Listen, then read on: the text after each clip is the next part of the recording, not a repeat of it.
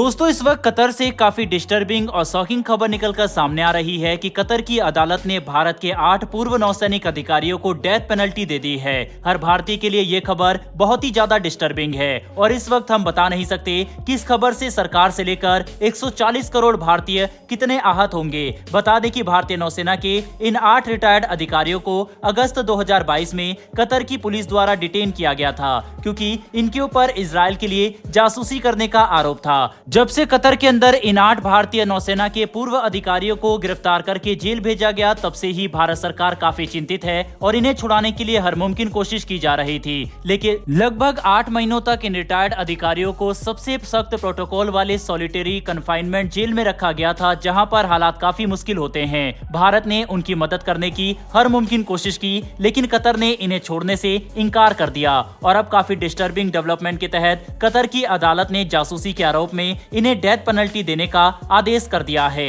दोस्तों जिन 8 रिटायर्ड भारतीय नौसेना के अधिकारियों की बात यहाँ पर की जा रही है, उनके नाम captain Navtej Singh Gill, captain Saurabh Vashisht, commander Purnendu Tiwari, captain Virendra Kumar Verma, commander Sugunakar Pakala, commander Sanjeev Gupta, commander Amit Nagpal, sailor Rajesh हैं, जिनके खिलाफ कतर की सुरक्षा एजेंसी और पुलिस ने इजराइल के लिए जासूसी करने का आरोप लगाया था। 30 अगस्त 2022 को कतर की पुलिस ने कार्रवाई करते हुए रात में इन्हें गिरफ्तार किया था। बता दें कि ये सभी भारतीय नौसेना के अधिकारी एक कंपनी द्वारा कतर की नौसेना को ट्रेनिंग देने के लिए तैनात किए गए थे, लेकिन अचानक से कतर को लगा कि ये अधिकारी इजराइल के लिए जासूसी करते हुए कतर की नौसेना के बारे में सेंसिटिव इंफॉर्मेशन इजराइल को पहुंचा रहे हैं और इसी आरोप में इन्हें गिरफ्तार कर लिया गया। इस तरह के मामले न सिर्फ काफी ज्यादा सेंसिटिव होते हैं बल्कि तुरंत उत्तेजित भी कर सकते हैं, क्योंकि यहाँ पर न सिर्फ भारतीयों की उम्मीद और भावना जुड़ी हुई है बल्कि एक राष्ट्र के तौर पर हमारे सम्मान की भी बात है।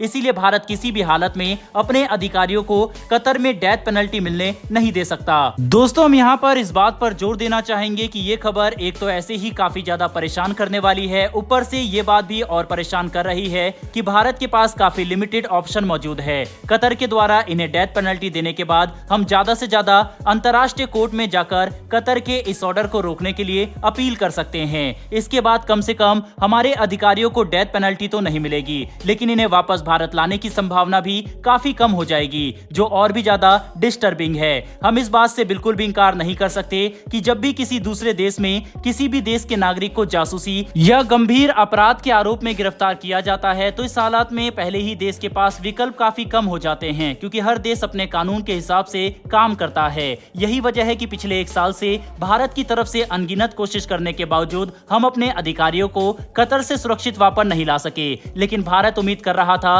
कि कोई ना कोई हल जरूर निकलेगा। पर अब सामने निकल कर आ रही खबर काफी परेशान करने वाली है। ये बात भी अपने आप में काफी चिंता की है कि कतर ने भारतीय नौसेना के अधिकारियों को डेथ पेनल्टी एक ऐसे समय पर दी जब इजराइल और हमास के बीच युद्ध चल रहा है। हम सभी को पता है कि भारत इजराइल के साथ है और मुस्लिम देश खुलकर इजराइल के खिलाफ लड़ने को अब सामने आ रहे हैं। ऐसे में कतर में मौजूद भारतीय अधिकारियों का इजराइल को सेंसिटिव इंफॉर्मेशन पास करने के आरोप पर डेथ पेनल्टी मिलना कहीं ना कहीं पूरी दुनिया के लिए बहुत बड़ा चिंता का विषय है। हमें नहीं भूलना चाहिए कि इस तरह के कदम भारतीयों की भावना के साथ खिलवाड़ और बड़ा चोट तो पहुंचाते ही हैं, साथ ही से अंतर्राष्ट्रीय स्तर पर भारत की छवि पर भी एक काफी बड़ी चोट पहुंचेगी, जिसे हम कई दशकों तक ठीक नहीं कर सकते।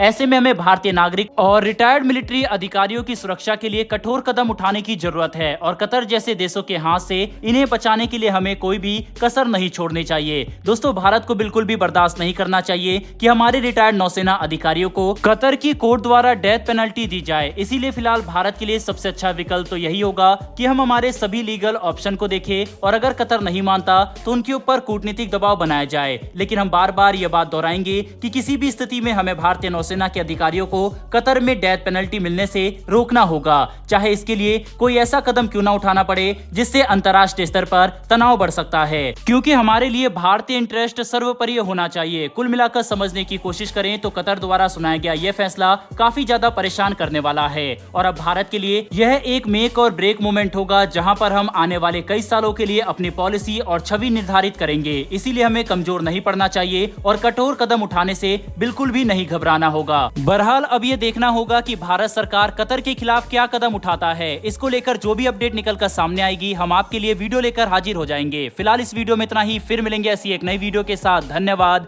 जय हिंद।